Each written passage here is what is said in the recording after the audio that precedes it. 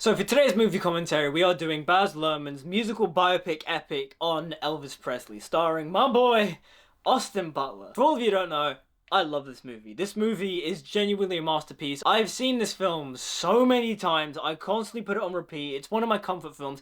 I've noticed recently that like every year I have like a comfort film. It's a film that I watch many times in the cinema, or I purchase it on digital and I just like watch it over and over and over again. In 2021, it was Dune and West Side Story. 2022, it was Elvis. 2023, it was Wonka. 2024 is obviously Dune Part 2. But anyway, the point is, I love this film. I think this film is amazing. I think it's easily the best musical biopic. I don't know if it's just because of Elvis Presley himself, his iconography, his style. Elvis Presley is my favourite singer, despite Elvis' controversies. I mean, we'll kind of dive into it, but not really. If you want to hear more of my thoughts on Elvis' controversies and stuff, you can watch my Priscilla video, my video on Sofia Coppola's Priscilla. I dive into it more in there, but when you look at the Baz Luhrmann musical biopic, it's not meant to be true to life. It's meant to be a celebration of Elvis Presley, his iconography, his history. It's the summation as to why general audiences love and adore Elvis Presley. His iconography, his history, his legend. This movie turned me into an Elvis Presley fan. I understand his legend, his iconography. I get it. I went to the Great London exhibit in London Bridge. In January, I went to the Great London exhibit to see Elvis's jumpsuits, to see all of his memorabilia. It was a great time. I adored it. I get the legendary status of Elvis Presley. And I'd say one of the main reasons as to why I love Elvis Presley the entertainer is because of Baz Luhrmann's film. Baz Luhrmann, I think, does the perfect job at capturing the essence and core of what Elvis Presley the entertainer meant to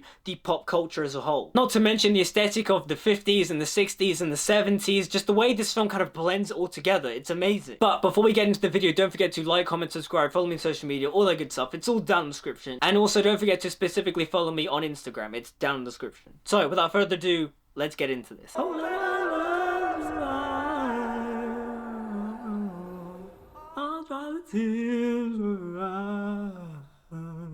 I am the legendary Colonel Tom Parker. Okay, let's address the elephant in the room that is Tom Hanks as Colonel Tom Parker. Now, the reason why I say elephant in the room is because apparently audiences that watch this film didn't like Tom Hanks' performance.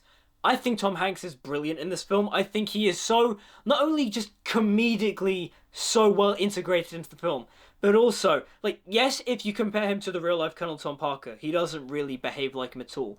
But in terms of what Baz Luhrmann is trying to say with Colonel Tom Parker in this film, he makes him a cartoony, comic booky villain. In case you didn't get it with the editing and such, this film is technically a superhero film. Elvis Presley is a Herculean-type superhero, and Colonel Tom Parker is his supervillain. So him being like all over the top and kind of smarmy and well, he didn't listen to me. I get it. I love it. I think it's brilliant. I think it fits the tone of this film wonderfully. I will defend Tom Hanks in this film till the day I die. I think he's brilliant in this. Without me, there would be no Elvis Presley. Elvis Presley. And yet, there are some who'd make me out to be the villain. I don't know if you missed the subtext there. I don't think it was really subtext. I think it was just text, but he's the bad guy of this film. He's meant to be cartoony. He's meant to be goofy. Also, people complain about the editing for this film being just too much, and that's kind of the point. The whole point of the editing for this film is that it's meant to encapsulate not only Elvis Presley's mental state as we progress throughout the story, but also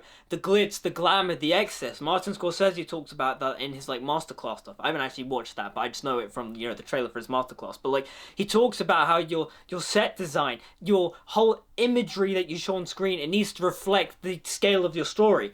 This film is big, it's bombastic, it's like Elvis Presley himself. He was showy. The glitz, the glamour, the lights, the jumpsuits, the jewelry.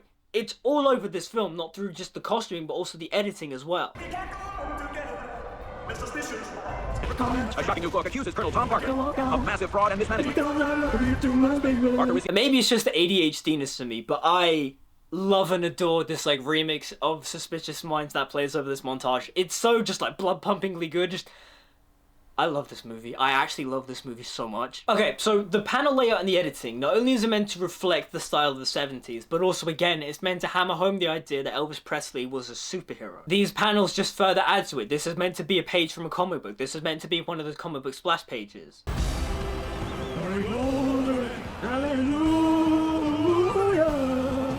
He's brilliant. Brilliant. God. Obviously, that was not Austin Butler's voice, that was Elvis, but just, god damn, that voice. There's a reason why Elvis Presley, for me, is my favourite singer. He can do it all. He can sing everything. The rock and roll, the love ballads, just, mwah, he does it so wonderfully. Also, to further add on to the superhero idea, Elvis's jumpsuits always had capes on them. Well, near the end, they started having more capes on them. And again, it's just emphasizing the idea that Elvis Presley wanted to be a comic book superhero. Pardon me if I'm sentimental. Hey, it's Faramir. I know the actor's name is David Wenham. I just like calling him Faramir every time he shows up in something. I'm like, oh, it's Faramir. I watched 300. Oh, it's Faramir. He shows up in Netflix's Iron Fist. Oh, it's Faramir. That's the thing.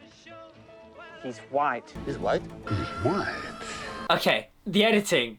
How can you not love this editing? That scene, that moment is so melodramatic, but it's so stylish. It's brilliant. Like, I can't explain it. This is just genuinely genius. I do find that not all of Baz Luhrmann's films match his style, but I feel like when it comes to his excess of style, Elvis, it works perfectly in this film. Do. You have the fella that's singing the All Right Mama, that new record that's on the Sun label, huh? The fella that's singing the All Right Mama. He's genuinely brilliant. How can you not like him in this film? He's so entertaining. My darling, you'll have the strength of 2 men. Oh look, comic book panels. Huh, the film even goes into a comic book art style. I wonder why. It's almost like this film is meant to be a superhero film. What's he doing? Okay, this scene in the cinema was transcendent. The idea of this gospel choir just singing and surrounding Elvis, it was incredible. It was so, like, spiritually connecting. It was just, it's indescribable to explain. It's like as the Reverend said. No, he's with the spirit. Fly away, oh, fly away. This song is so just, like, energizing. It's a song that I used to, like, get in the zone sometimes. It's genuinely so, it's powerful. This moment is so powerful. That's alright, mama. That's alright for you. That's alright, mama. Any way you do, that's alright. How are you this evening? Just fine, how you, sir? I cannot overstate how strange he looked. Okay, so I'm gonna bring this up now. As much as I love and adore Austin Butler in this film, Austin Butler doesn't look like Elvis Presley. And I find that in this part of the film specifically, he doesn't really look much like him at all. But then I say this at the same time, the way Austin embodies the character of Elvis, even though he doesn't look like him, he feels like him. He has the presence. He has the aura. You watch him on screen and you go, yeah, that's Elvis Presley, even though he looks nothing like him. Like, I find for the most part, all the stuff in the 50s, Austin's hair doesn't look very Elvis-y. It looks 50s inspired, and in many ways, it fits the character of Elvis in this film. But he doesn't look like Elvis Presley, the actual person. But again, like I said, there is so much power in Austin's performance to where you kind of ignore the fact that he doesn't look like Elvis. You just watch him and you go, yeah, that's Elvis Presley. Are you all geared up with your band there? I'm all geared up. Well, I like to say a happy word up and down here. It's a real honor for us to get a chance to appear on a Louisiana hayride. Well, I say we ought to be down here. It's a real honor to be. Get a chance to appear on Louisiana hayride. Baby, baby, baby. Baby, baby, baby. Come back, baby. I want to play house with you. Get a haircut, Fairy! In that moment, in a flash of lightning, I watched the Skinny boy in the pink suit. You may go to school. You may have a pink Cadillac, but don't meet no mothers. Okay, so this scene is hilarious because not only is the song just really catchy and like, yeah, you want to dance to it, but also just the way Baz Luhrmann captures these women just thirsting over Elvis, their arousal over him, and they're basically coming in their seats. It's hilarious. I can't explain it. Baz Luhrmann just captures something so magical with this film. Like, it's funny, but it's also like really like heartbreaking. This movie it has everything. Man, Austin just gives it his all, doesn't he? Just like everything. Just, you see, he's doing so much, but it's not like, oh, he's doing so much, he's over. No, he's doing so much, but it all feels so truthful. There's a reason why I'm annoyed that he didn't win the Oscar over Brendan Fraser, because at the end of the day, Brendan Fraser delivered a good performance in a bad film. I think The Whale is a bad film. Austin delivers a phenomenal performance in a great film. Like, you just watch Austin on screen and you just see his performance. You see Elvis Presley. He did so much in transforming into that character. Although, yes, the jokes are like, oh, he transformed too much. He still does the voice and such. I mean, he doesn't. His voice is just deeper and raspier because of the vocal training. But, like, he just does so much in this film, and I genuinely am annoyed that he didn't win the Oscar, because, like, he deserved it. Like, the man worked so hard before he even got the role that he had to spend time in hospital because of exhaustion, because of how much he trained to be Elvis, before he even got the role. Like, that is dedication. That is just... That's everything you want in an actor. Also, the riff from Come Together coming in, it's something that I've gotten used to. Like, I don't love it as a choice, but also it's a thing where I accept it now. Like, yeah, that's just what happens in the film. Like, personally, I do find that when the film switches between the modern contemporary music to the Elvis music, it's a bit jarring sometimes. This moment, for example, was not super egregious, but we'll talk about the more egregious examples when we get to them. And business never closed till somebody gets killed. Oh, no, just kidding. I love the color grading for this scene. It just looks so stylish. It feels like the 50s. I think the cinematography for this film overall is good, but for me, this is the best looking scene of the entire film. It just feels so aesthetic. It feels right. I kind of wish from a cinematography point of view, this film looked more like this scene throughout the entire film. And again too, I'm just going to mention this, Austin doesn't look like Elvis. He looks more like an Archie Rubino character. But like, he fits. You look at him and you go, yeah, that's Elvis, even though he doesn't look like Elvis.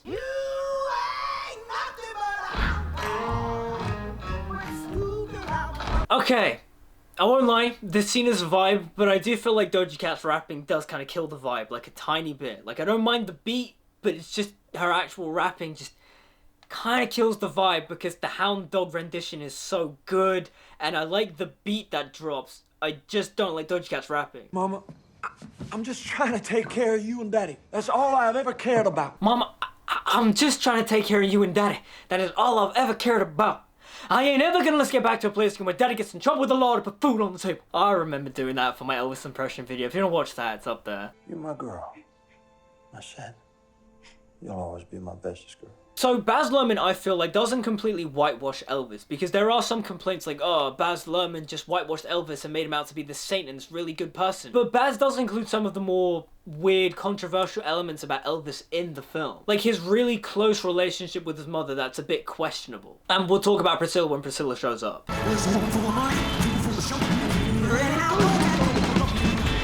Let a pair of young ladies intimate as he upon the stage. Yes? Best not happen when he sings one of my songs.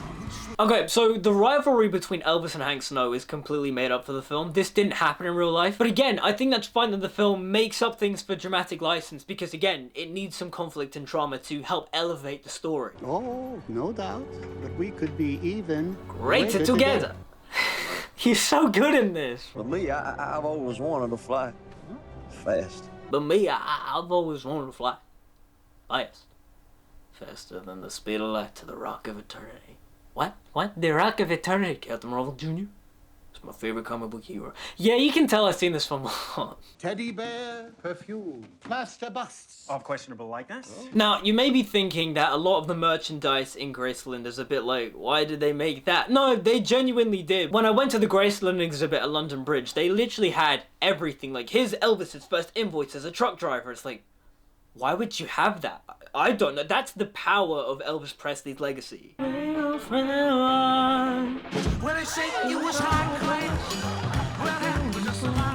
Advertise on any station that puts this delinquent on television. Tell me, dear, are you lonesome tonight? Elvis the Pelvis. That isn't the most childish expression I've ever heard coming from an adult. You know, I'm kind of surprised that this version of Are You Lonesome Tonight isn't in the official version of the soundtrack. Like, you'd think it would be, but it's not. Like, the one later on in the film is, but not this one. It's kind of sad because I do quite like this one. The new Elvis Presley. Snowdom. Snowdom. I love it. How can you hate Tom Hanks in this film? He's genuinely so entertaining. Mama, you ain't never happy. No matter what I do, no matter how much I give, you ain't never enough. And I wish you would stop drinking so goddamn much. It's not good for you. You know how I said that the Beale Street scene earlier was a vibe? This scene is a vibe. You call it ghetto, but I call it wonderful. Do what they say, what I do, what I want to do. I love the whole aesthetic of it, the music that plays. Like, Elvis is walking through the streets and it's kind of all like chaotic. It's a vibe. I love it. I do genuinely find it weird when people say that Elvis Presley was racist. Like, what are you talking about? The man grew up in Memphis. He had black friends. He always like hired black musicians to be in his backup choir. And this scene just illustrated the fact that a lot of black artists were getting more recognition because Elvis used the black rhythms and the black beats, and Elvis was promoting their cause. Like, if you want to attack Elvis Presley, don't attack him for being racist, attack him for being a nonce. I was pretending to be crazy. I wanted out. I was just a boy from Huntington, West Virginia. There's been a lot of talk about the new Elvis. This scene is iconic. Like, this scene is brilliant. Just, it's so goddamn good. Like, Austin's cover of Trouble is so good too. It's more catchy than the original. Just, it's brilliant. It really just emphasizes the idea of Elvis sticking it to the man. This feels much more punk, much more rocky. It's so like, it's hardcore. It's great. Okay, hardcore's a bit of an extreme, but you know what I mean? Like, it really is just like putting a middle finger to the man. Just like, yeah, screw you. If you're looking for trouble, blah, blah, blah, blah, blah. Came to the right place, blah, blah, blah, blah, blah. You're looking for trouble? You came to the right place. He didn't listen to me. Why? Priscilla, the pretty teenage daughter of a United States Air Force officer. Okay, so Baz kind of cops out by saying Priscilla the teenage daughter, but it's kind of like, how old do you think she is in this film compared to how old she's actually meant to be? Guy, he's got girls all over the world, okay? He's got girls that are waiting outside of his house. Like, in this film, you think she's what, like 18, 19? Nah, she's meant to be 14. It's like,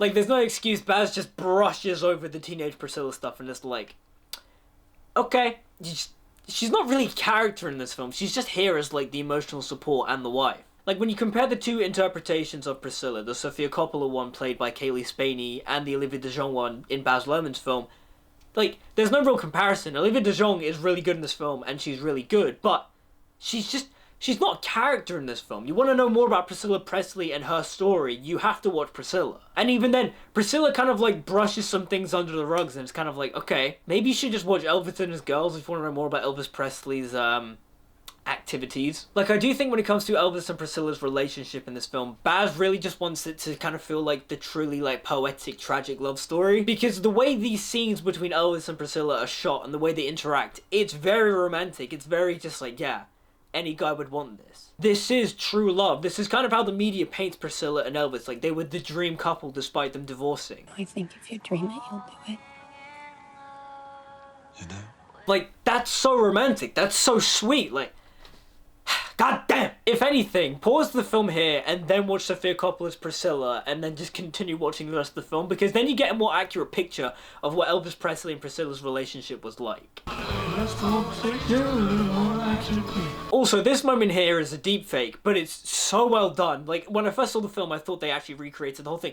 No, it's just a really good deep fake. Like, yeah, it's pretty great. One big Hollywood movie! Starring Priscilla.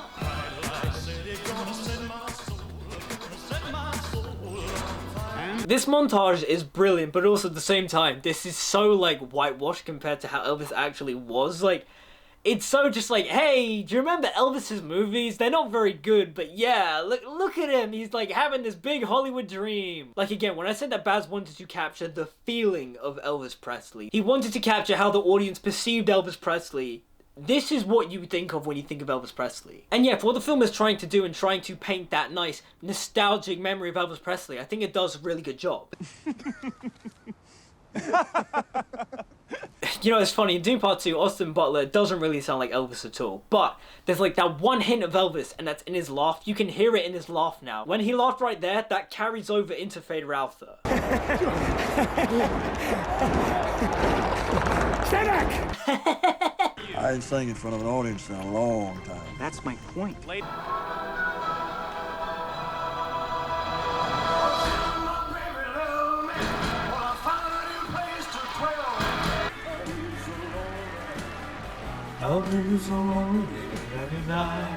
Okay, so the way Baz recreates the 68 comeback special is just so good. The way the camera moves, like you feel like you are the audience watching Elvis perform. The way Austin performs the scene, just It's brilliant. Also, I have spent a lot of the commentary talking about how Austin Butler doesn't look a lot like Elvis. But I feel like at this point in the film, it's where Austin starts to look more like Elvis. This is the most Elvis Presley Austin ever looks as Elvis. There's something about the way he carries himself, the way they finally like styled his hair, they've given him like the longer sideburns. He feels like Elvis now. He looks like Elvis now. They gave him jaw prosthetics to give him a more squarer jaw to look like Elvis. Like, I look at him now, that's Elvis Presley. Like, Austin and Elvis look so similar in this scene.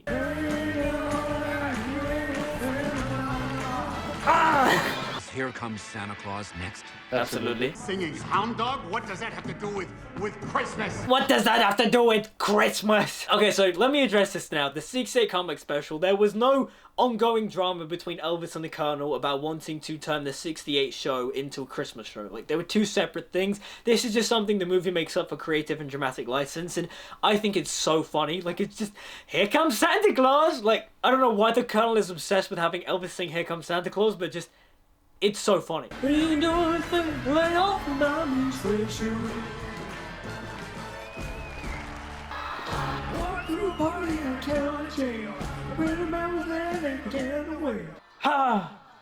Alright. God damn. It's been a long time, baby. Long time. It's been a long time, baby. Long time. Do you know what I mean? The aura there, that just screamed Elvis Presley. Like, he looks like Elvis in this scene, and like, he feels like Elvis now. I like a lot of the new groups.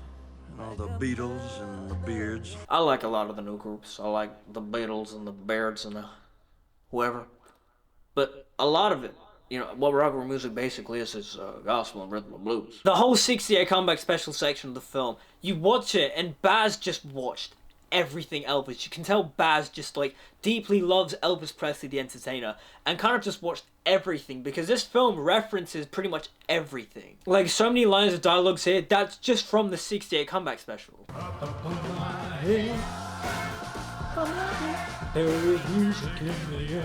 Here comes Santa Claus! Here comes Santa Claus! I love it. I love it so much. I got a feeling in my morning. I won't lie, I really can't wait for the 4-hour edition of this film to come out because Baz Luhrmann has promised that there is an extended version of this film out there.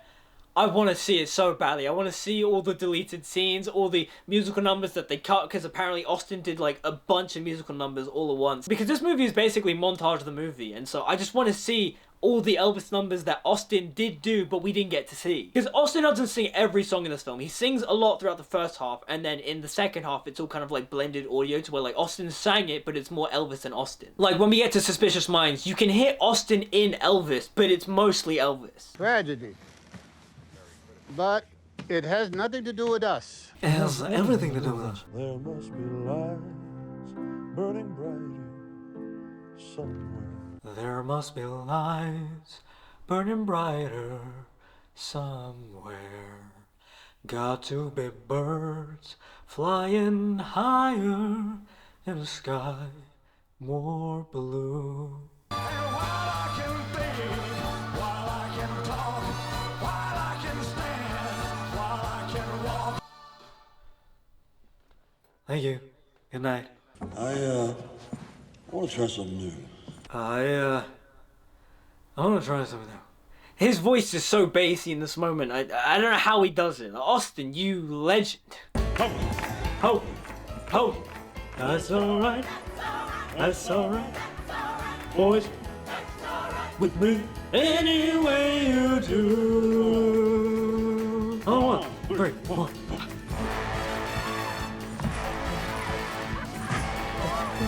Again. He's so good in this scene. This feels like an Elvis Presley rehearsal space. This is... goddamn! Again, look at what he's doing. He's doing everything. He's genuinely robbed. Robbed of that Oscar, I say. Like, Austin, you... genius. That's alright, mama. That's alright, too. That's alright, mama. Just give me a good, that's alright. That's alright now, Mama. Any way you do. I I love how this scene also is like the encapsulation of the 3 eras of Elvis that we're about to see. So we've seen the very beginning in the 50s, we see the stuff from the 60s, and now we're getting 70s Elvis. This is the film bringing everything in Elvis's history full circle, but it's also on a much bigger and grander scale. A little bit of a film analysis for you amongst all the chaos of what we'll call this commentary.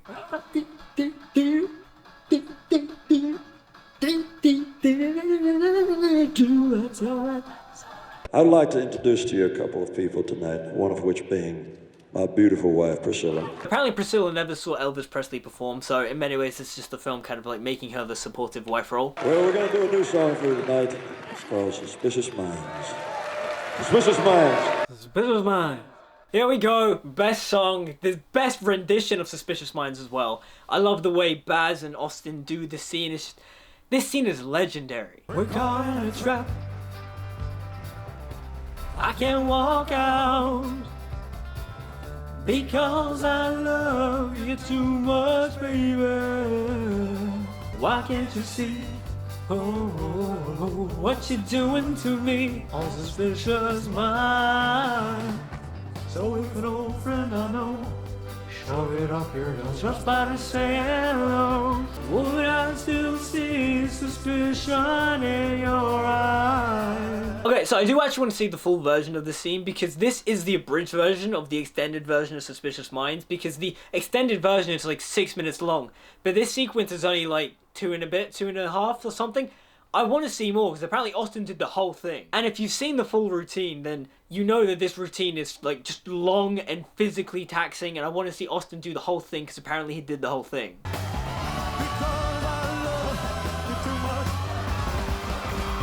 Why do they not stop the fight? Plans within plans. Apparently Colonel Tom Parker did actually sign this contract on the table napkin, so that's cool. That's a nice cool detail that they put into the film. And also I feel like that's kind of just like great imagery, like great real life imagery enforcing the art of this film. Don't you know? Don't I can't walk out because you're too much. Don't try. I can't walk out because too much, baby. Honestly, Austin's performance in this whole scene, the aura, it's phenomenal. If I could write my dissertation all over again, I would write it on this scene and how Austin Butler and Baz Luhrmann recreated this scene, this moment in history, so perfectly, but they added like their own sauce to it. This scene is everything. I saw in her face that night what I had always known. God, Olivia DeJonge is actually stunningly beautiful, like, Lord have mercy. If you know, you know. I mean, I'm hoping you know that reference. You should know that reference. But again, too, Priscilla wasn't actually there, so again, this is just Baz adding in dramatic and creative license because we need to, you know, make Priscilla feel like the sad wife that couldn't uphold to the standards of the legacy and the legend that was Elvis Presley. So I can make it up there, man. Take my hand, take my whole life too. Oh, for I can't help. I love it. I love when he goes, can't help. Like, original Elvis does it just, oh, it's so good. Also, this is the best rendition of Can't Help Falling in Love. Like, it's just so, like, epic and grand. And in many ways, when you watch the film, too, this is, like, a turning point in the film to where, like, the Colonel's going to start taking control of Elvis and stopping him from doing things that he can't do. This, in many ways, is Elvis at, like, his peak stardom. And in many ways, it signals to the audience that this is the beginning of the end. Any second now.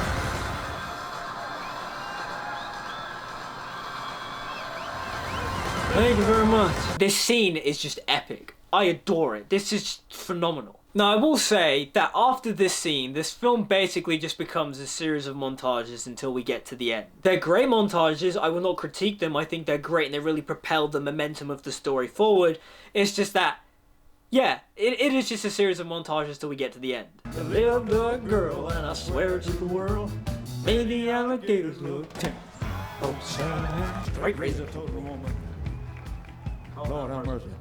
I love that Baz references that. It's brilliant. It's the way he slots into the film too. It's just like, yeah, you know Elvis Presley, you know that's iconic. And obviously this whole part of the film is showing the Colonel exploiting Elvis and such. But the thing is too is that apparently Elvis knew that the Colonel was exploiting him, but at the end of the day, Elvis, you know, he did it for Colonel because Colonel was there for him his whole life. And whilst he was angry at the time, he wasn't as angry as he was in this film. Also, the film remix of Burning Love is incredible. The change in tempo to where it's just much faster, it changes the song, but it's just so, like, energetic. It's another one of those songs on this track that just, like, pumps you up full of energy.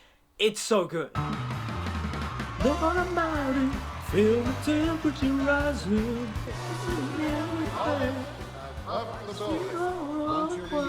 The one thing that I will say about the Burning Love montage is that whilst it showcases all of Elvis Presley's jumpsuits and such, and him going to all the different concerts, the jumpsuit that I'm surprised that they don't reference in this film is the American Eagle costume, because that's easily Elvis's most famous jumpsuit, and it's not in this film at all.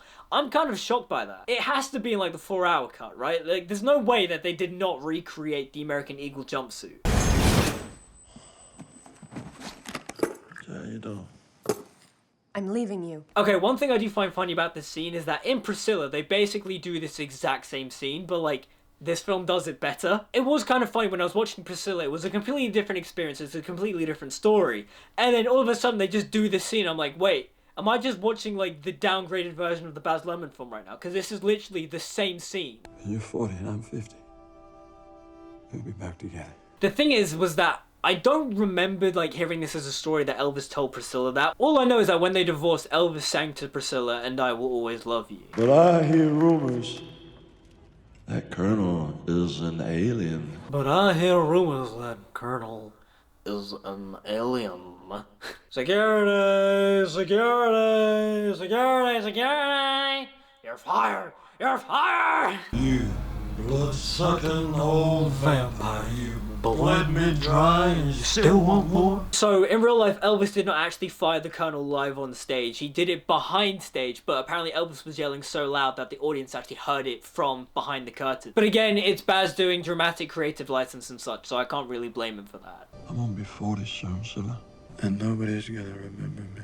The thing is with this scene here is that people complain, oh, Elvis is being so entitled, blah, blah, blah. Why is he complaining after all the millions he's earned and stuff? The thing is, I get this scene completely. This is the artistic endeavor. You have all this money, you have all this fame, but at the end of the day, you yourself as an artist feel like you can do better, you can do more. This is the artistic plight of I can do better, I want to make a legacy for myself and such. And whilst yes, obviously Elvis Presley was going to have a legacy because of his musical career and such, the thing is he didn't know how long he was going to last. Artists come and go, and so it makes sense. I understand where he's coming from completely in this scene. So there's the film referencing the story I just mentioned about how when they divorced, when they're outside the courthouse, Elvis told Priscilla, "And I will always love you." You know there's a kind of bird that doesn't have any legs, so it can't land on nothing. So this monologue here from Elvis is essentially the theme of the film. Elvis is the bird that wants to keep flying and flying until he can no longer fly, and then once he stops, he dies. This is again paralleling the scene with him and Colonel in the Ferris where we said, but me, I've always wanted to fly fast than the speed of light to the rocket. But like, it's paralleling that. Now, before we get to the Unchained Melody moment, I do just want to mention the fact that Elvis and Priscilla's scene in the car is kind of misleading in the sense of like, the film paints the picture that Elvis and Priscilla are like the perfect couple, but they separated because of Elvis's behavior and such. And so when we get to Unchained Melody and Elvis is singing, you think Elvis is singing about Priscilla, but in real life, Elvis had a new girlfriend. He had this like young girl called Ginger that like he was going to marry, and it was just, the film makes it a bit misleading. It uses its creative license to kind of paint the picture that Elvis is singing the song for Priscilla, but he's not. We get to this point of the film where Elvis is like 40 now. I feel like after the 68 comeback special, Austin as Elvis basically just looks the same. They don't really do as much of an effort to age him up as they did previously. Yes, we get him in the fat suit, but like we don't see the weight gain throughout the years of him performing in Vegas. Unchained Melody. From an album called Unchained Melody. Makes a lot of sense. Unchained Melody. From an album called Unchained Melody. Makes a lot of sense. Okay. How's you like so far? When you watch Elvis Presley perform in concert in his later years, when he's fat Elvis, is kind of tragic and heartbreaking to watch because you can tell the man is high on drugs. The man is unfit and he's tired and he wants to rest, but he's being worked like a mule. It's heartbreaking to watch. Like, he's there slurring his words on stage and like he forgets the words half the time. It's heartbreaking to watch. And he sang with all his life. Oh, my love, my darling, I've hungered for your touch. Time goes by so slowly, and time can do so much. So, a heartbreaking fact is that before Austin got the role of Elvis, when he was auditioning, his audition tape song was Unchained Melody, because he told the story about how he was like doing all like the classic Elvis songs, like upbeat, funky ones, but it didn't ring true. And then one night he was grieving over the loss of his mother, and then he woke up and then performed in a bathrobe Unchained Melody. That's just kind of beautiful, and it kind of like adds to this moment here. Like, this Unchained Melody montage is heartbreaking. Wait on me, my love. Especially when you get to the moment where it switches from Austin as Elvis to actual Elvis Presley footage. It's heartbreaking. It's emotionally powerful. This movie's fantastic. This whole sequence is just mwah.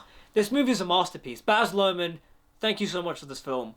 I love it so much. Again, when you watch this film is just the perfect encapsulation of why audiences loved Elvis Presley. There's a reason why he's still prominent today in pop culture. It's because he was iconic. There's so much about the man that I relate to. The fact that he was a poor kid that was a dreamer and he wants to achieve his dreams. He read comic books and believed he's the hero of the comic books. He saw movies and he was the hero in the movies.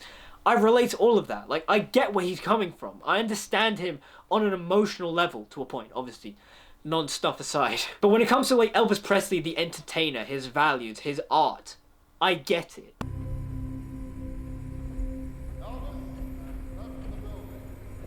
God, what a perfect way to end this film. Elvis has left the... Brilliant. Like, I love this film. So that was the commentary for Baz Luhrmann's Elvis, starring my boy, Austin Butler.